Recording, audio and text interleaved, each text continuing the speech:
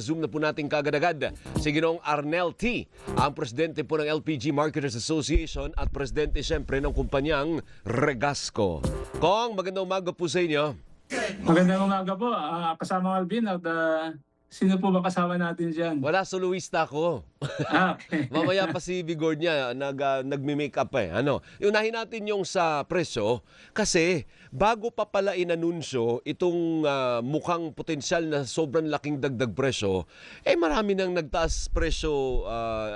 Kung, paano nangyari yun? Di ba kada first day of the month lang tayo dapat nataas ng presyo?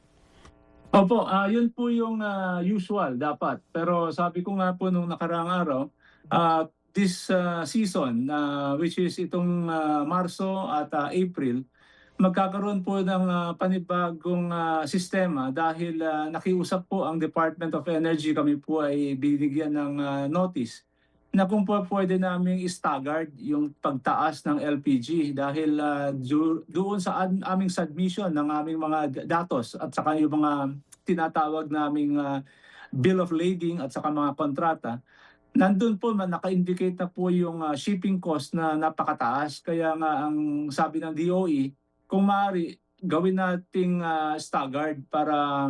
Pero sabi namin, mababiolate natin yung one announcement per month. Sabi niya, talagang ganon dahil mas mahirap naman na buuin mo sa isang bagsakan, baka mas mahirapan ng consumer. So ganon po ang naging sistema po ngayon. Ibig mo sabihin, Nel, ay may basbas ng DOE na utay-utayin at simulan na mas maaga kaysa sa April 1? Hindi po. Ang nangyari po nitong March na to ay dahil yung shipping cost ay tumaas, nagsabi po kami, kaya po mapapansin po ninyo yung report kanina na may mga independent refiller na walang LPG at hindi dinideliveran ng mga terminal dahil hinihintay po nila yung April dahil doon po nila itataas. Sabi ko, mas mahirap naman yon na walang produkto ang mga independent refiller. Kaya sabi ko, even kami, hindi namin customer, nag-release po kami ng mga LPG nitong nakalipas na linggo dahil magiging problema po natin yan yung mga independent refiller, yung sinasabi nyo maliliit na refilling plant, yan po yung nawawalan po ng gas ngayon. Kaya kailangan po namin suportahan. Kaya nagsabi ko kami sa DOE na kailangan na natin i-reflect ang talagang presyo dahil hindi inire-release ng mga oil company ang LPG pag hindi ho natin ibinigay ang totoong presyo para sa kanila. Kasi ibig sabihin, iipitin nila tapos i-release nila pagdating ng April 1 pag napatupad na lahat ng increase. Yun, base po sa report ninyo, sabi nga April 10 pa i-release. Sabi ko, pagka ganon, ang mahihirapan consumer. Di bali na medyo mas mataas ang presyo. Basta meron. Ang importante, may LPG. Opo. So sige, pag-usapan natin yung shipping cost, yung pinakamalaking factor po ng increase o yung pag-increase ng LPG. Paano ba yun? Gaano ba kalaki ang shipping cost? At paano ba yun, ibig sabihin nun, yung barko na paglalagyan ng LPG kung saan man manggaling? Opo, ang LPG po ngayon dahil nga sa kakulangan na dumarating mula sa Strait of Hormuz dahil yung 6 na bansa ay nagdeklara po ng force majeure. Ang naging problema po, 90% of our fuel requirement galing po sa Middle East. So ngayon, we are sourcing it from other country. Yung mga trader po namin, which is our supplier like Singapore, Malaysia, Thailand, and Hong Kong, China, they are forced to go to other countries na mas malayo and yung hindi usual na supplier nila. Like for example po, US, Canada, Africa, Australia, and Russia. May kinukuha na rin po from Russia. So yan po may additional cost po yan Plus yung tagal ng pagdating ng produkto. So lahat po yan incurred additional cost. So ngayon, ang naging sistema po sa international market, lalo na dito sa Asia, bidding na po ang nangyayari ngayon.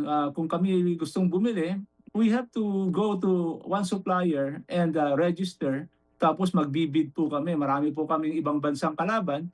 So talagang pataasan po ng offer. So yun po ang nangyayari kung bakit mataas po ang shipping cost. It is the shipping cost ang binibid po ngayon. Yeah. Yun ang sinasabi mong 400 to 500% ang tinaas. Tama po kayo. Yun po talaga ang nangyayari ngayon. And that is supported by documents. Pagka Opo. nanalo po kami, may dokumento po kami naka-indicate sa kontrata, pinakikita po namin sa DOE. Apo. Tama yan, tama yan. So ngayon, as we speak, kasi kahapon, as of March 25, yung contract price nahiwalay pa. Yung shipping cost hiwalay pa sa contract price. Ano po? Yung contract price as of March 25 kamo, $95. O 27 na ngayon, may bago bang datos? Wala pa po, mamayang alas 12 pa po ng tanghalian, malalabas. So $95 pa rin. Yes, tama Okay, po. per metric ton naman po yun. So pag sinuma total, magkano yung estimate ninyo na total na galaw for April? For April, this is a forecast, subject to change. Kaya nga sa amin, sabi ko, yung volatile ang local domestic price natin dahil ganun din po ang international market price when it comes to shipping at saka yung CP. Yung shipping cost, it depends on what we will be bidding at kung mananalo kami. As of now, it is 30 pesos ang equivalent po ng shipping cost na yan sa ating per kilo na LPG. Yun naman pong CP price or international market price ng LPG, sa March 31 pa po lalabas at yun po i-aabiso po ng Saudi Aramco. Pero kung ngayon ang pagbabasehan na $95, 6 pesos na yun, di ba? That is 6 pesos converted to domestic local price natin. So, suma total, pag pinagtagpi-tagpi mo yan, pinaghalo-halo mo na yan, magkano lahat-lahat? Well, that will be around 36 pesos. Yun po ang magiging suma total po niyan. Ay, ang ginawa kong estimate kahapon kong 35 to 40. Feeling mo ba abot ng 40 pesos kada kilo? Ang laki. Tama po, pero ang amin po, we are also strict, every day we are monitoring the international news, especially yung nasa Middle East ngayon. Dahil sabi nga natin, it depends on the announcement ng kanilang peace talk kung talagang magkakaroon because that is nakadepende. Even shipping cost, nakadepende po doon sa development nila ron. Kaya nga magalaw ang presyo natin ngayon.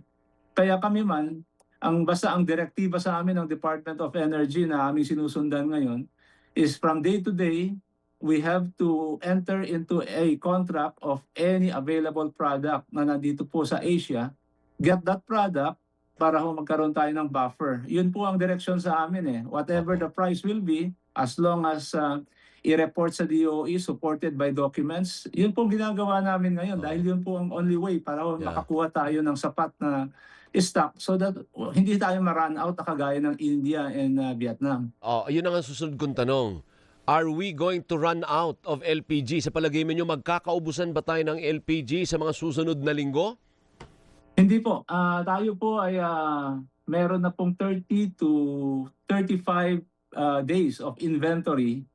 Presyo lang po ang nagkakaiba rito. Kaya nga sabi ko nga kahapon as I can remember a week ago, sinabi ko na po sa mga kasama namin, ideklara na ninyo ang presyo, suportahan lang ninyo na i-release na ninyo yung mga LPG nyo dahil total, yung mga darating naman na araw-araw naman na dumarating, lahat naman po kami may dumarating na barko, maliliit nga lang. Pero everyday, iba ang presyo niyan. Ang sabi namin, i-declare na natin ano ang presyo sa mga independent refiller nang hindi sila mahirapan. Mas mahirap po yung nakapila sila, halos 3 araw nang nakapila yung mga iba ron. Kaya ang magandang balita, hindi ho nararanasan ito ng consumers because they are migrating to another brand na may mga produkto pa kagaya po ng mga branded cylinders. Pero it will be unfair to the small players. Okay. At yung presyo, naku na maraming nagrereklamo sa akin. Sabi niya, Alvin, bago yung report mo, 1.2, 1.3. Baka abutin ng 2,000 yan. Bukas makalawa, 2,000 ang tangki ng LPG. Hindi kaya kong? Hindi po, hindi mangyayari yan. We are strictly monitoring. Nabi mo yan, ha? Pipigilan namin yan. As of today, yung sinasabi natin na presyo natin today hanggang sa aka-30 ng araw, yung 30 days na inventory, sisiguraduhin po namin na hindi aabot yan ng ganong kataas. Dahil yan naman po ay pananaw namin with 3 weeks na monitoring and doing the bidding, hindi naman ho umaabot noon, and even yung ibang bansa na may pangangailangan, hindi naman sila magbibid ng ganyang sobrang taas na. Okay. Thank you. Maraming salamat, former Congressman Arnel T. Sir, ang buhay po kayo ha. Presidente ng LPG Marketers Association. Thank you, sir. Thank you po. At Maraming salamat. Presidente po